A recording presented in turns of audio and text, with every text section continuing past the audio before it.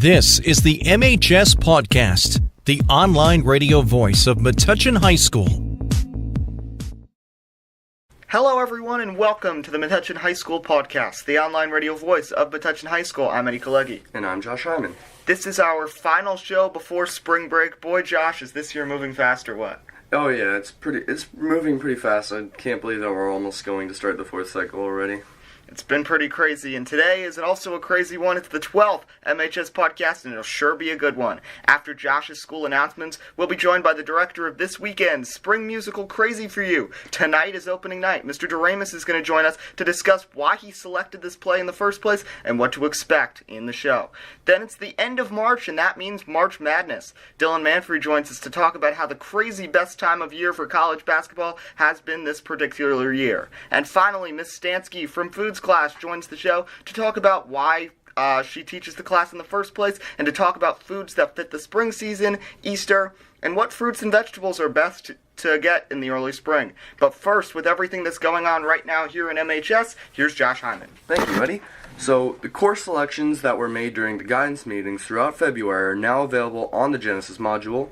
And as Eddie mentioned, this weekend is the big one for the MHS Footlighters, and it's the showing of the spring musical Crazy for You.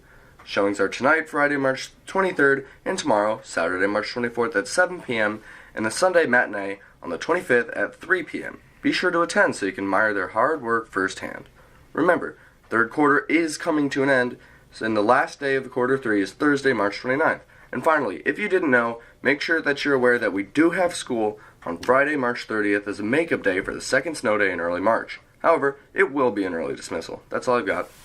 Thanks a lot, Josh. Welcome back to the Metuchen High School Pawdcast, the online radio voice of MHS. I'm Kalegi. It's that time of year. This weekend is the MHS Spring Musical Crazy for You, with opening night tonight. Just like we did for the fall play, it is great to be joined by the director of the Spring Musical, ELA teacher here at MHS, Mr. Doremus. Welcome to the show. Hi, Eddie. Alright, so you have a long background in theater. Tell us about when you first became interested in it, and when was the first play you were in? Oh boy.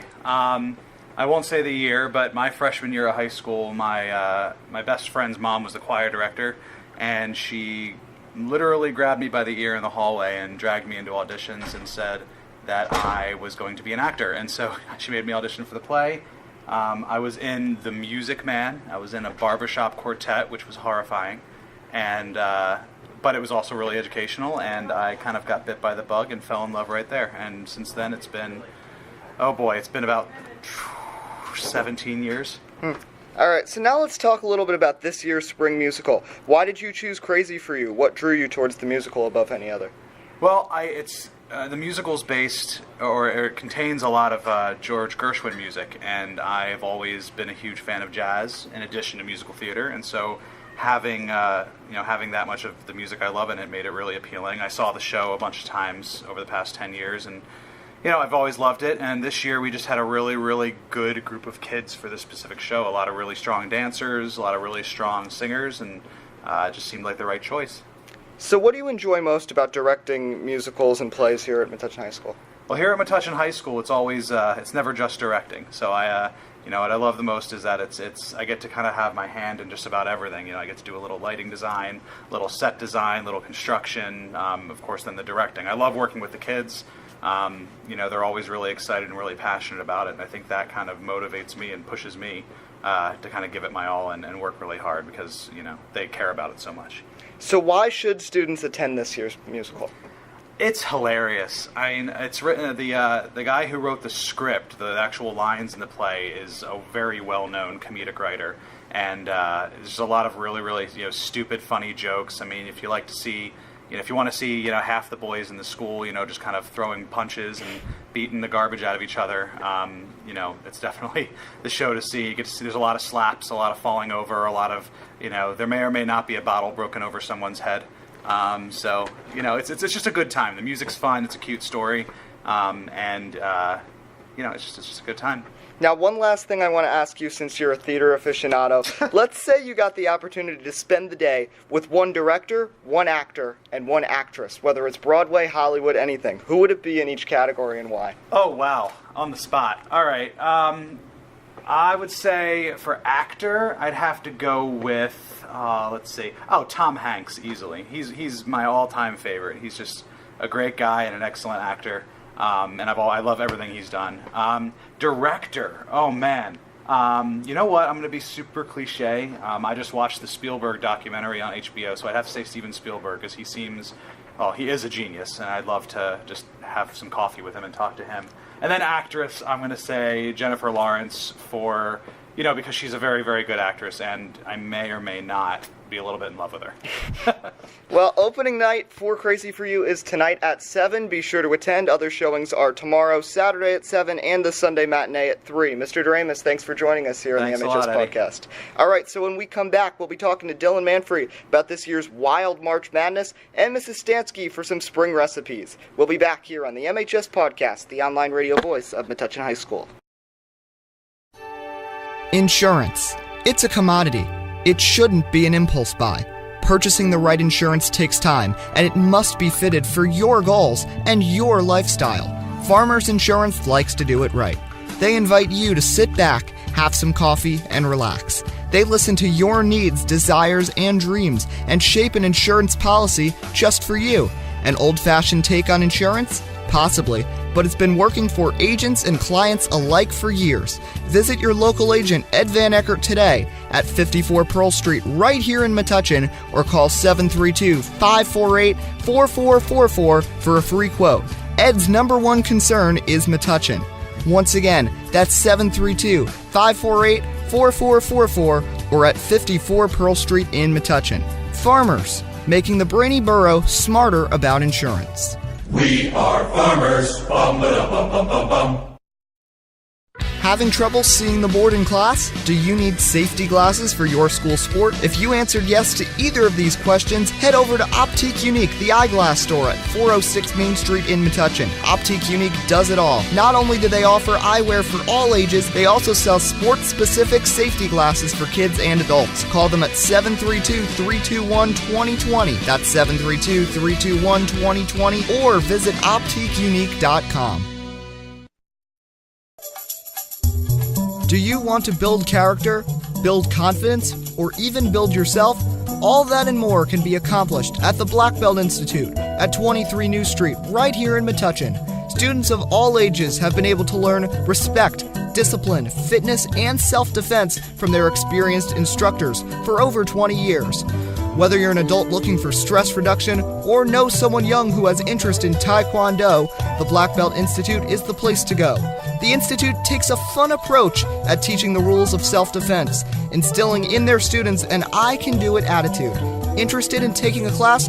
Call them at 732-205-9797 or visit their website at blackbeltinst.com. Once again, that's 732-205-9797 or blackbeltinst.com. The Black Belt Institute, Metuchen's leader in martial arts and fitness.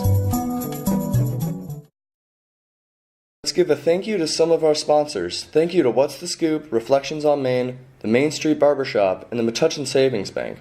None of this would be possible without the help of these businesses. Welcome back to the Metuchen High School Podcast, the online radio voice of MHS. I'm Eddie Kalegi. With not much happening yet in MHS Spring Sports, credit to the snow, we decided to shift this week's segment with Dylan Manfre towards college sports, more specifically, this year's Wild March Madness. Dylan, how busted is your bracket at this point? As busted as anyone else's in the world. Well, first, obviously, before we get into anything else, there are some people who aren't aware of March Madness. Tell us about what it is, and I want to ask you, why is there all the hype? Because in many ways, I mean, to me, this takes even more of a national stage than the postseason of some professional sports. So March Madness really is the term coining the college basketball playoffs, in a way. After the regular season ends and and teams play their opponents in their conference tournament, that's like a mini playoff, and the winner of each conference goes to the big, I guess they call it the big dance, the big NCAA tournament. So there's 64 teams, and then it goes to 32, and then the Sweet 16, Elite 8, Final Four, championship game, and then you have your one winner. It's so intense because there's many upsets. We just saw some no-name school, UMBC, dethrone the number one seed Virginia Cavaliers, who are arguably the best team the entire season. I think I had him in losing in the Elite Eight. I had them losing in the Final Fours. I mean, but both of us, we had them going so far, and then these types of upsets can just happen, and then... Yep, a number 16 seed has never beaten a number 1 seed ever until that night. Number 16 seeds were 0-135 in their chances of doing so. That's why it's so intense. We have Cinderella teams such as Loyola Chicago, who just made their... who just made it to the Elite Eight last night with a 1-point victory over Nevada. I think all of Loyola Chicago's games have been decided by 1 point. And have come down to either the final shot or the final minute of play. And let me tell you something, this team can ball.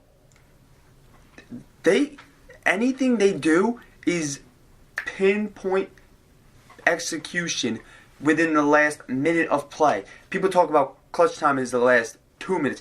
This team worries about every single second on that floor. And it is pinpoint execution to perfection. And that's what's got them so far. Now, something I do want to talk about, because there has been a little bit of a change this year, I feel like. Because in other years, there's just your regular upset in the round of 64, and then they're gone in the round of 32. But we've got teams like Nevada, Loyola, who've been pulling it time and time again. Loyola, I think, are proving to be a very dominant team, being able to beat 3 teams that were higher seeded than them. Well, that's the beauty of March Madness. Anybody can win. And I like what you said there about how there's just your regular upset in the round of 64, and then the team is just gone in the round of 32. Let me tell you something. Whoever expected Loyola Chicago to go to the Elite Eight? I certainly didn't. Believe me, I had faith in them, and I wanted to watch them do so, even if I didn't pick them to be in that round. I was rooting for them yesterday, even though I had what would have been Cincinnati in playing them in that game. So I think, again, that's to what I said earlier, that's the beauty of March Madness. You have teams who are small market teams, like UMBC, even though they only made it past one round.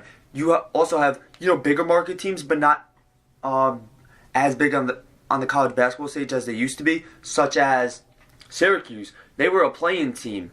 They were not in the round of 64 immediately.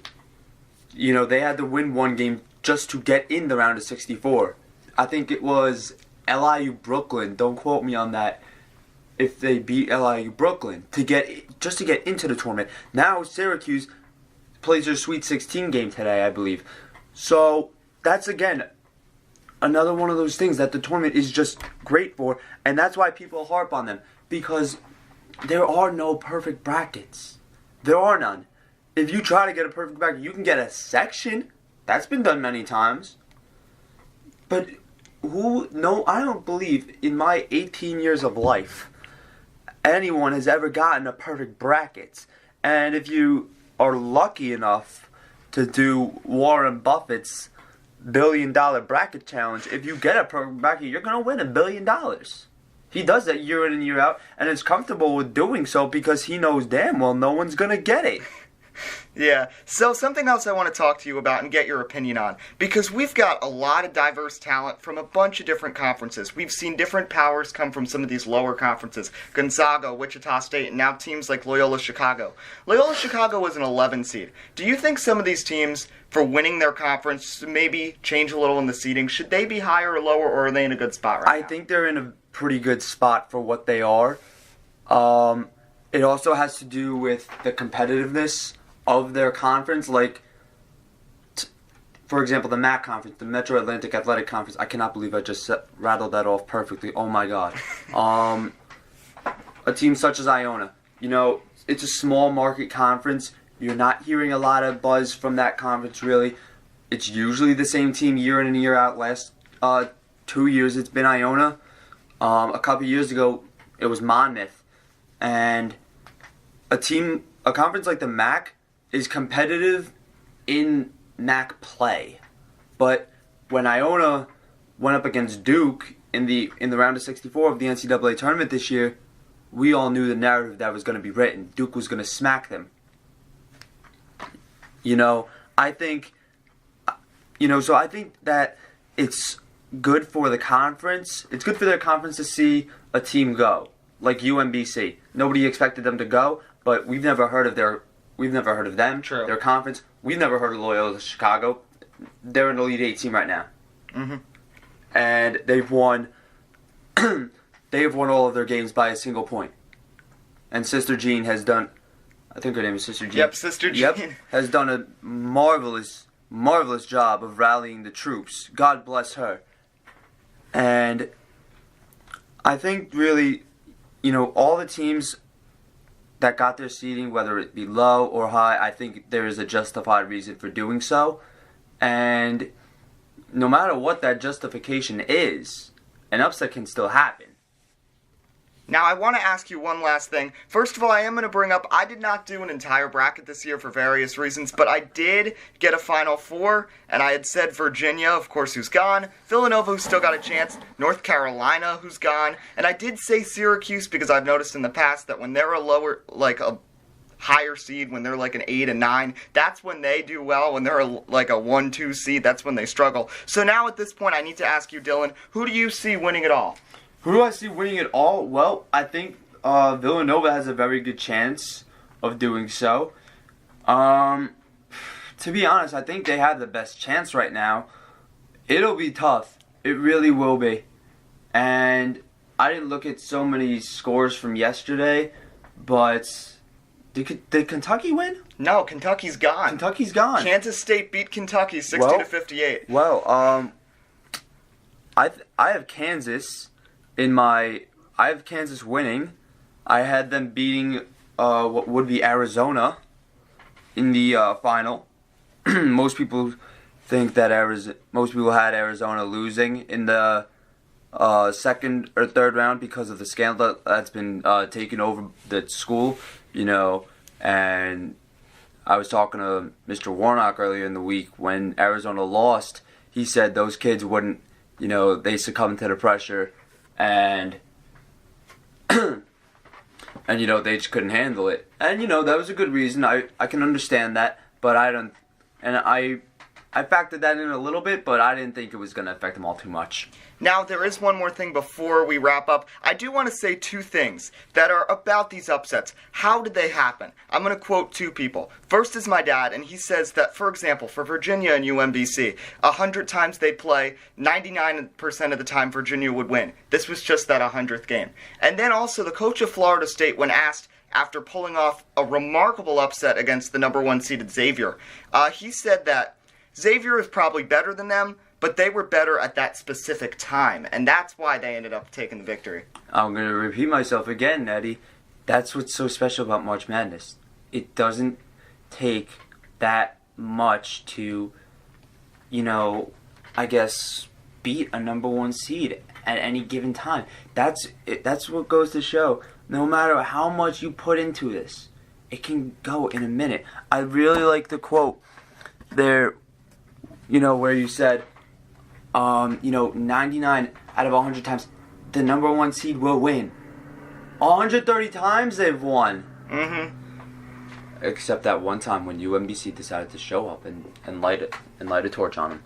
All right, well, Dylan Manfre is going to be back after spring break. We'll be talking about Metuchen High School spring sports. Dylan Manfre, thanks for joining us here. Thank you, Eddie, and I hope at least one of your Final Four is correct. All right, I can only hope. Wrapping up this week's MHS podcast, it's great to be joined once again by our food contributor, Miss Stanski, to have a look into some spring foods and what's been going on in foods class the last couple weeks. Welcome to the show. Thank you. It's great to be back. All right, so let's first talk about, there's been a lot going on. You just told me a minute ago it's been a whirlwind of a week, and not just because of the snow day and everything. Tell us about everything that's been going on here with the foods class. We're always busy, but this week we put on a breakfast for Metuchen's own DPW. a group of about 25 men and women. So they are my students. My food science and meal management class made this hearty breakfast for them, and I think it was a well-deserved one because that was the day before the snowstorm. So between that and then I was helping the Student Outreach Club after school last night, put on a dinner for the senior citizens in town, where they got to eat dinner and dessert and then saw the dress rehearsal of the play. So it was a lovely evening for them. And then finally this morning there was the career fair, and my students prepared some of the snacks for the folks that were involved in that activity today. So they made some muffins, and we had the coffee and had some fruit and so forth. Just a little water and so forth, things for that. Yeah, we've been lucky to get some time with you guys because first Mr. Doremus we just had on the show, and I mean, with everything with the play, and you, that every single day this week you've had something big going on here with foods. Absolutely. So now, the reason that we had you on this week, spring break coming up, obviously Easter, talk to us about, like, what you have during Easter. What do you cook? What is some of your traditions for Easter? Oh, well, I'm a traditionalist, and yes, we'll have ham and a full meal based around that. But definitely some spring or late winter vegetables like asparagus is great this time of year, coming into season. Broccoli, any of those cold weather, cabbage, cruciferous vegetables, which are very, very good for us. Now, which fruits and vegetables do you stay away from in the early spring? Which ones do you just try to wait till they're good, don't have them just yet? That's really hard to say. I mean, the asparagus, as soon as that comes into season, is great. I mean, you obviously have to look at the quality of the product, because if it's wilted or shriveled or bruised, you need to stay away from that. But when they come into season, that's like the prime. That's why one of the things I teach my students, when they're in season locally, it's an excellent time of year to purchase them. So one last thing before we end this interview. You had a busy week this week. What is some of the other stuff you have planned, whether it's your classes or other things that are coming up here with boy, foods? yes. So next week is the art fair, the art show, and I actually have food students involved in that. So the foods and nutrition students decorate cupcakes. So this is their first experience decorating. We use a buttercream icing, and they get to use a piping bag and all the different tips that go with it. So I make sure that they understand it is a piece of art, because sometimes food is art, sometimes it's science, and they have to be careful, choose a design, and then their frame is actually the plate that they choose, and they have to name it and put their name on their work. And my international foods classes are going to be making some cakes. We're going to be working with fondant for the first time, so that's pretty cool. All right, so Miss Stanski, thanks a lot for joining us here on the Metuchen High School Podcast. Thank you. Always a pleasure. And this is going to just about wrap up this week's show. We'll be back in April after spring break. So a thank you to Miss Wisniewski, the club advisor, Miss Glave for providing the space, and a thank you to our guests, Mr. Doremus, Miss Stanski, Dylan Manfre, and Josh Hyman. For all of that, I'm Eddie Kalegi, and we'll see you next time on the Metuchen High School Podcast, the online radio voice of Metuchen High.